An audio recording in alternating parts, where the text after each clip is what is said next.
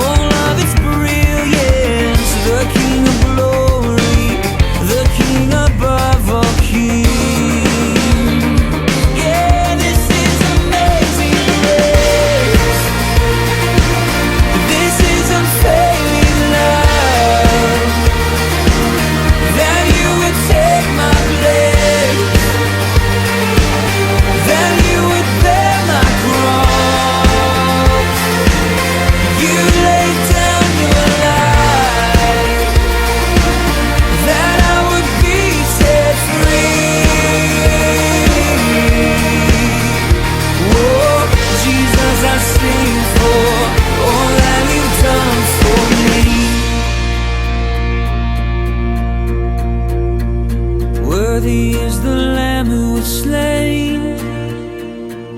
Worthy is the King who conquered the grave. Worthy is the Lamb who was slain. Worthy is the King who conquered the grave. Worthy is the Lamb who was slain. Worthy is the King who conquered the grave. Worthy is the Lamb who was slain. Worthy, worthy, worthy. Oh, this is amazing grace. This is unfailing love. That you would take my place. That you would bear my cross. You laid down your life. That I would be set free. Oh, Jesus, I've seen for all that you've done for me.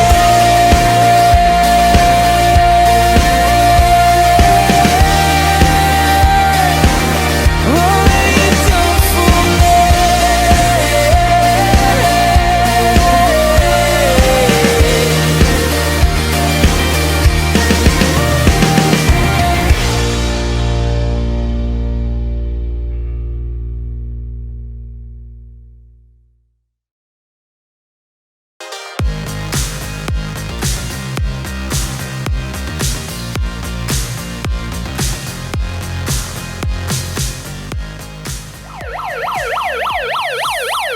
Move along, people! Move along! Nothing to see here except me.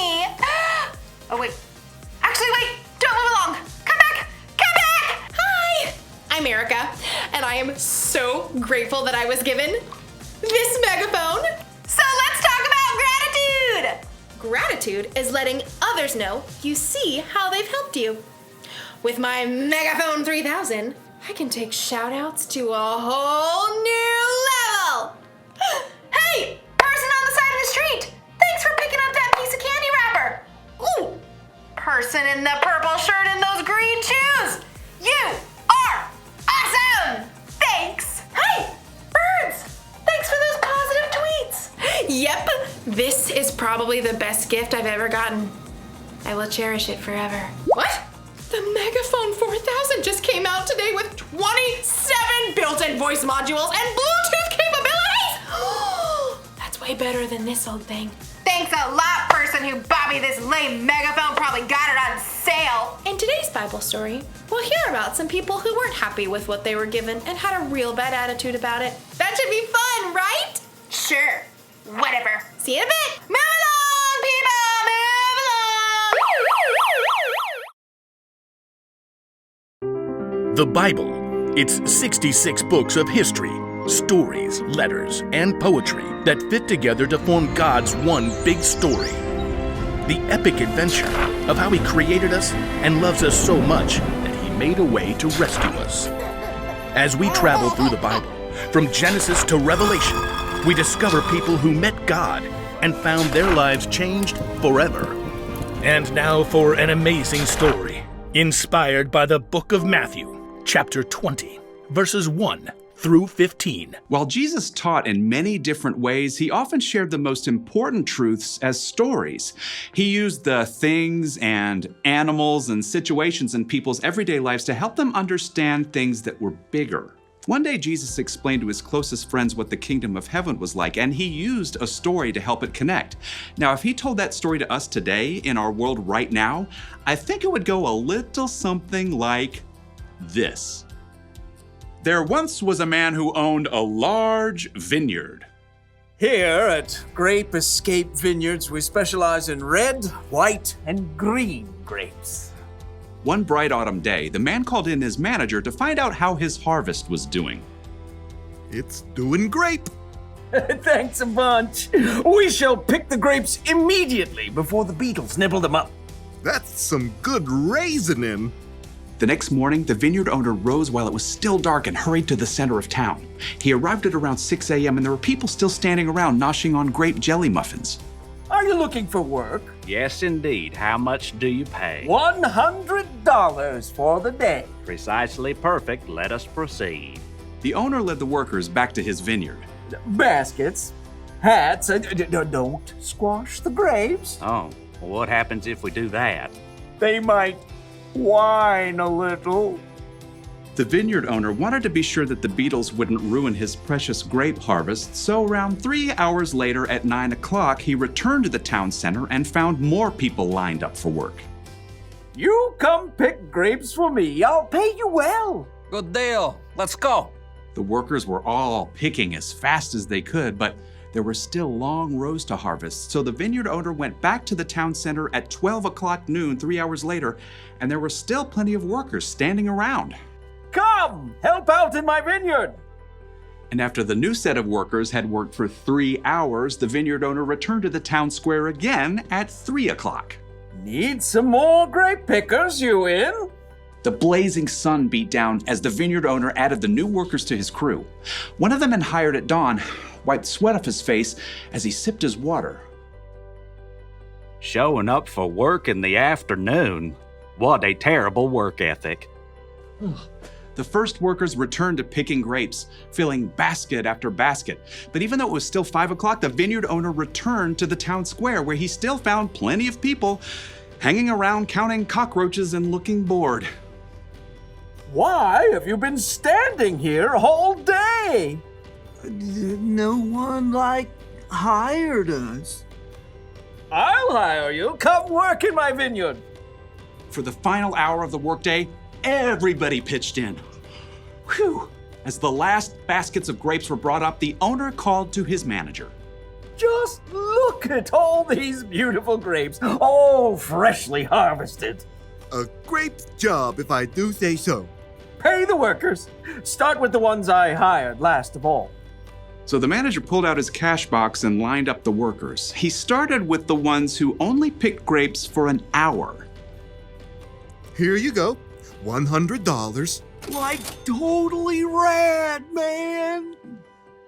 At the other end of the line, the workers who began at dawn began doing some quick math. $100 for 1 hour of work. That means we're about to get over $1,000. The manager continued to hand out pay packets to the workers who started at 3 o'clock. $100. And noon. $100. And 9 o'clock in the morning. $100. Okay. By the time the workers who started at 6 a.m. reached the front of the line, they were getting a little bit worried. You're paying us what's fair for working all day, right? Yep. $100. What? Preposterous. The early morning workers stalked off to find the vineyard owner. You paid those hooligans who only worked an hour the same as us, even though we sweated all day picking your grapes. Just look at this crispy sunburn. Friends, didn't you agree to $100 for the whole day? That is a technicality. Do you feel cheated because I gave so freely to the other workers? Don't I have a right to do what I want with my own money? But it's not fair.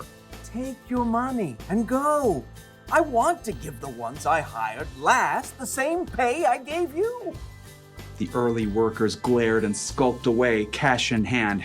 They had let the owner's generosity to someone else ruin their day. Jesus' story made it clear. God gives freely to everyone. Rather than focusing on what you don't have, adjust your attitude. Choose to look at what you do have.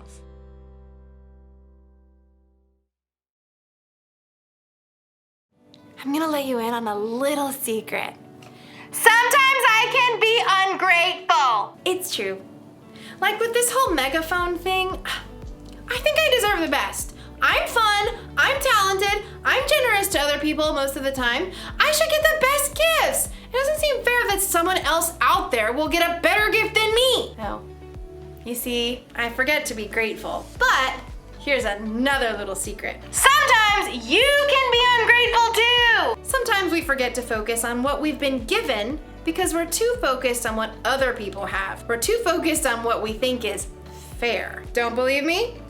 Ask yourself these questions. Am I jealous when someone has more or better stuff than me? Or do I think I deserve better than other people because I am better than other people? Or do I count my presents at Christmas to make sure I have more than anyone else? If you would say yes to any of those questions, you might need a little gratitude adjustment. All you have to do when you're feeling ungrateful is to take a second and look around at all the things you have to be grateful for. So maybe I don't have 27 voice modules and Bluetooth capabilities, but I do have 2 voice modules. It's important to be grateful. It's easy if you try. I've got the cool siren. Whoa. Sorry, things aren't always fair, but sometimes that's a good thing. Because guess what? Jesus died for our sins. That wasn't fair. And we didn't do anything to deserve that kind of sacrifice. But Jesus did it anyway to show how much he loved all people. So here's the one thing to remember today. Adjust your attitude. Be grateful for what you've got. Don't worry about the stuff you haven't got. That's a lesson for me too. Oh, sorry. Sorry. Okay. See you next time.